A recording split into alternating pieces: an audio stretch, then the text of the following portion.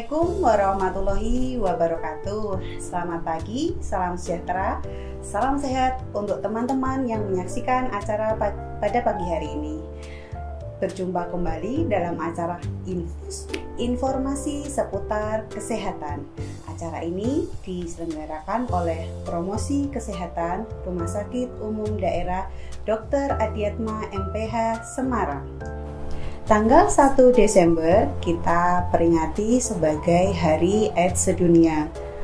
Setiap tahunnya, Hari AIDS berfokus pada tema-tema tertentu seiring dengan tantangan dunia dalam menciptakan bebas dari AIDS. Bukan sekedar hanya perayaan semata, tetapi orang-orang seluruh dunia berkumpul untuk memberikan dukungan terhadap orang HIV untuk memiliki kesempatan hidup yang sama tanpa adanya diskriminasi dari masyarakat. Tema AIDS Sedunia 2023 kali ini mengangkat tema Let's Communities Lead. Tema ini bermaksud untuk betapa peran pentingnya komunitas dalam menciptakan dunia bebas dari AIDS. Bersama saya, Duhita, akan membersamai teman-teman dalam acara pada pagi hari ini.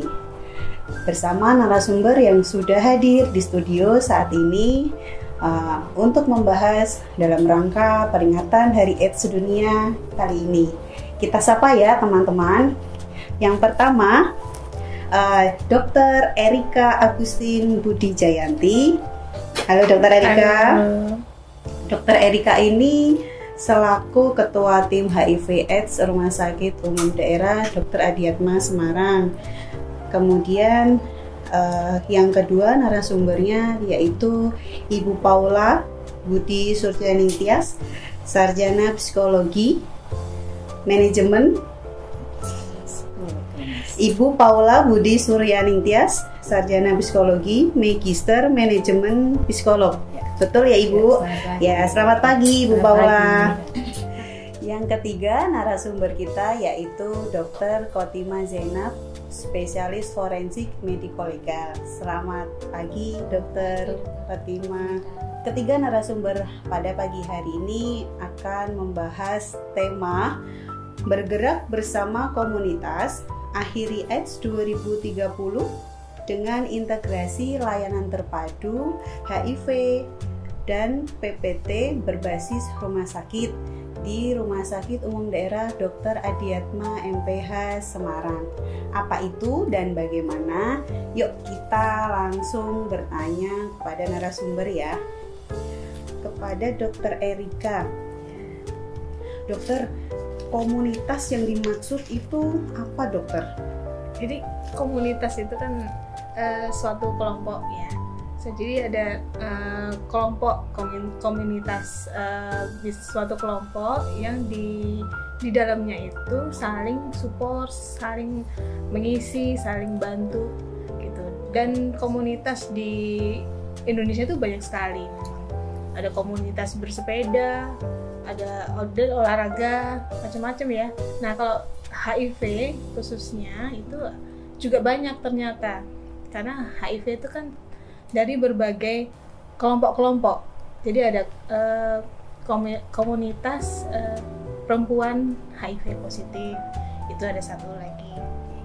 Terus yang kedua lagi ada dari kelompok populasi kunci, itu ada LSL ya, lelaki seks dengan lelaki.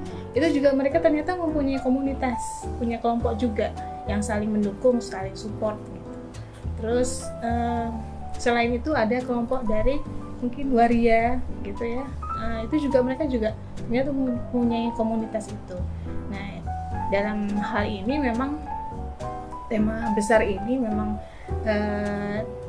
bagaimana supaya terutama yang AIDS ya. Jadi kan kalau kita bicara AIDS, menghilangkan AIDS 2030, jadi itu kan termasuk salah satu dari 3-0 tadi. 3-0 itu kan jadi goalnya itu kan 3-0 itu yang pertama 0 infeksi baru, 0 kematian AIDS ya, terus 0 diskriminasi. Nah ini yang diambil ternyata yang AIDS ini. Jadi bagaimana kita bisa menekan supaya tidak menambah kematian pada AIDS nanti goalnya di tahun 2030. Jadi dengan adanya komunitas ini, sehingga komunitas-komunitasnya sudah kelompok-kelompok ini sudah tertentu ini, jadi mereka bisa merangkul teman-temannya yang kira-kira belum mau minum obat, terus sudah tahu sudah positif tapi masih melakukan hal yang beresiko. Nah itu mereka bisa misalnya merangkul teman-temannya, mengedukasi juga, dan kalau bisa ya kembali lagi yang tadinya nggak minum obat jadi minum obat, yang tadinya rajin malas jadi ikut rajin gitu. Jadi sehingga kita bisa menekan AIDS. Jadi komunitasnya tuh memang memberikan yang positif ya, support gitu ya, harapannya positif, supaya angka penularan HIV makin turun, kasusnya juga makin turun gitu ya. Kalau Bu Paula, Bu, untuk kasus-kasus kayak gini, Ibu kan sebagai konselor gitu, bisa diceritakan pengalaman ini komunitas-komunitas ini dalam rangka untuk menurunkan juga jumlah penularan dan kasus yang terjadi, apalagi lebih banyaknya sudah ini angka kematiannya juga tinggi gitu, Bu. Memang di sini untuk penderita terutama yang HIV ya, pasien HIV itu memang kita harusnya kita motivasi untuk mau pengobatan, karena memang dengan cara pengobatan itu salah satu cara supaya tidak sampai ke AIDS gitu. Nah, selain itu dari pasien-pasien selama saya melakukan konseling dengan penderita HIV itu memang kebanyakan tuh karena ini ada diskriminasi. Dengan ada diskriminasi itu otomatis para yang penderita HIV itu pasti akan open status, tertutup. Nah dengan tertutupnya itu juga risiko juga, karena begini, mereka kalau punya pasangan kan harusnya terbuka dengan pasangannya. Nah kalau tidak terbuka dengan pasangan kan risiko juga menularkan ke pasangannya. Pasangan juga nggak tahu kalau misalnya dia juga bisa berisiko, nggak periksa gitu kan, takutnya juga kalau nggak nanti pasangannya tertular kan nggak pengobatan kalau nggak periksa. Nah itu akhirnya juga susah kita mau menekan penekanan virusnya. Ya oke, kita selanjutnya ke Dr. Khotimah. Dok, boleh diceritakan pengalaman mengenai pasien-pasien yang mungkin datang ke Dr. Khotimah atau ke IGD apa-apa mengenai kekerasan, ini khususnya memang kekerasan mengenai HIV, dok, baik mungkin anak atau perempuan ya namanya. Monggo dokter. Terima kasih Dr. Duita. Kalau memang di bagian forensik kita pernah ya beberapa kali itu menerima pasien-pasien kekerasan perempuan dan anak, terutama kekerasan dalam rumah tangga, itu yang menjadi korban itu perempuan yang dengan pasangan HIV. Jadi dalam rumah tangganya ini terjadi kekerasan, dan kekerasannya ini tentang fisik terutama, dia mengalami kekerasan fisiknya. Kemudian dari hasil dari analisa memang ternyata si pelaku dan korban ini sama-sama menderita HIV gitu. Jadi untuk di bagian forensik kita memberikan untuk visumnya, pertama visum untuk KDRT, kemudian untuk di penyakit HIV-nya itu kita konsultasi ke Dr. Erika di bagian untuk HIV di rumah sakit ini. Jadi memang sebetulnya kita memang sudah kolaborasi. Jadi antara HIV di bagian forensik dan di bagian HIV, kemudian di bagian psikolog di rumah sakit Adi Atma ini. Jadi kekerasan yang terjadi bisa memang fisikal ya, memang fisik ya, juga seksual juga. Kalau anak-anak juga sama dok? Kita di anak-anak ini terutama saya belum pernah menerima untuk kasus-kasus yang kekerasan pada anak-anak yang menderita HIV, belum pernah, karena baru yang KDRT ini. Dari tahun ke tahun itu sebenarnya bukan hanya setiap 1 tahun sekali, setiap perayaan 1 Desember itu kita peringati sebagai AIDS, itu enggak ya, kita selalu setiap maksudnya setiap bulannya dan lain-lain tuh selalu kita adakan promosi kesehatan, edukasi ke pasien. Tetapi kenapa ya angka kejadian kasusnya tuh kok dari tahun ke tahun masih tetap tinggi ya? Kalau dari Dokter Erika ada komentar, Dok? Kita sudah edukasi ya, tidak hanya di waktu peringatan 1 Desember, Dokter. Gimana, apa peran-peran penting harus turun kemana lagi gitu untuk supaya masyarakat itu sadar bahwa penularannya, angka kematiannya, bagaimana pengobatannya atau lain-lain gitu, Dokter?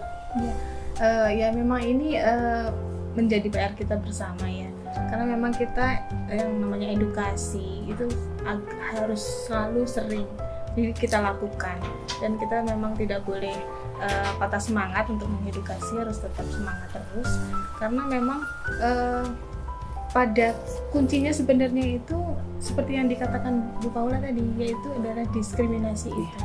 Jadi istilahnya stigmanya tuh sangat-sangat tinggi. Jadi pada saat pasien itu dinyatakan kamu penderita HIV positif, itu dia langsung seperti kayaknya dunia tuh udah mau runtuh gitu, udah wah saya nggak bisa ini, nggak bisa itu, nggak bisa menikah lagi. Jadi kesannya tuh udah nggak air dari segala-galanya gitu loh. Jadi sebenarnya kan nggak seperti itu, dan banyak sekali teman-teman yang dengan HIV positif takut menikah ya, takut kenalan sama orang baru, takut, bahkan ada yang takut punya anak gitu. Ya udahlah Dok, kami berdua misalnya suami istri positif, udahlah nggak usah punya anak dulu gitu. Mereka takut. Padahal sebenarnya kok dari evaluasi yang kita sudah lakukan, rajin minum obatnya, rajin, viral loadnya juga tersupresi dengan baik. Jadi kan mereka bisa untuk program punya anak bisa, tapi mereka sangat-sangat takut itu. Dan itu memang edukasi ya, namanya edukasi, kita tidak boleh putus sih, harus terus tetap diedukasi, berikhtiar, usaha. Jadi faktor psikologis juga bisa mempengaruhi. Oh iya, sangat. Dan kalau pengalaman saya, Dokter Cita, pasien itu yang penderita HIV itu, kita kan kalau secara konseling kan merubah perilaku ya. Itu juga melihat dari segi faktor pendidikannya juga, kemudian faktor ekonomi juga.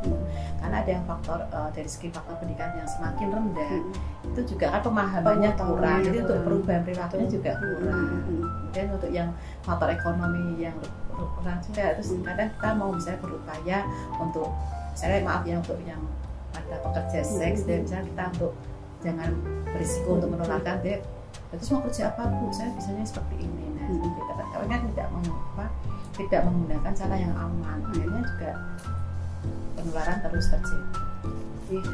Memang sebenarnya slogannya jauhi penyakitnya, bukan orangnya.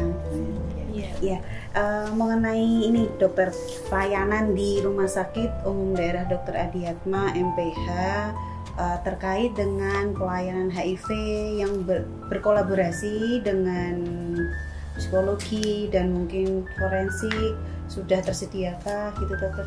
Ya, jadi mungkin nanti bisa ditambahkan Bu Paula ya, karena cikal bakalnya dari Bu Paula nih. Cikal bakalnya dari rumah. Jadi kami di HIV memang layanan sudah tersedia lumayan lengkap ya. Jadi kita ada poli VCT, poli CST juga, terus ada layanan laboratorium, viral load, terus ada rawat inap.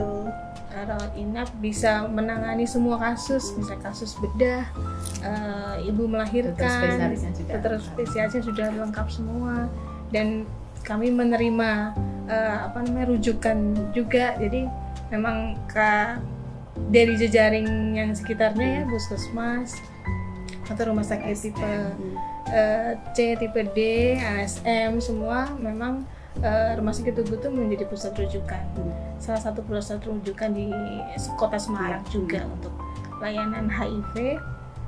Jadi kalau secara global sudah lengkap semua. Terus dengan demikian digabungkan dengan layanan kekerasan.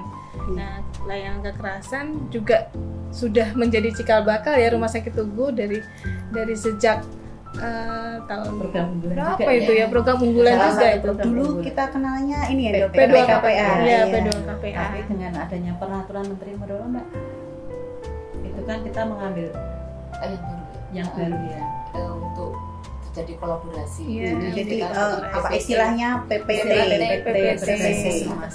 Jadi pusat pelayanan terpadu berbasis rumah sakit. Jadi peran kita di rumah sakit ini kita memberikan layanan medis untuk korban-korban kekerasan berbasis gender, juga untuk apa pasien penderita HIV juga kita sini untuk pengobatan medis. Jadi tidak sendiri-sendiri, Tidak sendiri, psikolog sendiri, nanti mungkin suatu saat ada tempat sendiri Iya. kumpul gitu ya dok ya mungkin ya.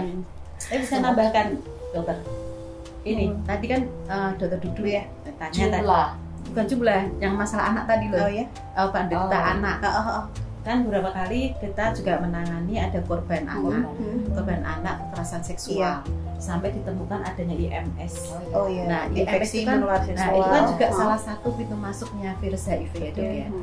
Bisa nggak kemungkinan misalnya pelakunya itu ternyata ada risiko nih, mungkin sering kita agak pasangan, ternyata di pelakunya anak korban kekerasan itu bisa nggak anak itu berisiko tertular? Kalau dari bagian forensik ada beberapa kasus itu korban anaknya yang saya periksa itu memang ada beberapa anak itu menderita IMS atau infeksi menular seksual. Itu terutama di GO ya Bu ya, di bagian GO.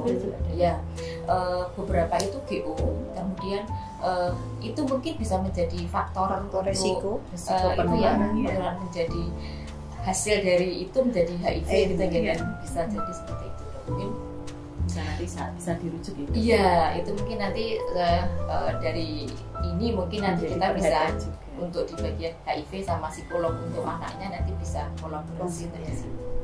Ya, oke. Jadi di Rumah Sakit Umum Daerah Tugu Daerah Adiatma MPH Semarang sudah nggak satu-satu lagi, kita berkolaborasi, berintegrasi ya dari sama-sama tim HIV, tim Solo, tim forensik ya untuk kekerasan yang dulu yang kita kenal PPKPA, jadi hanya kekerasan saja, nanti konseling saja atau pemeriksaan HIV saja, tapi sekarang semoga akan ada alur yang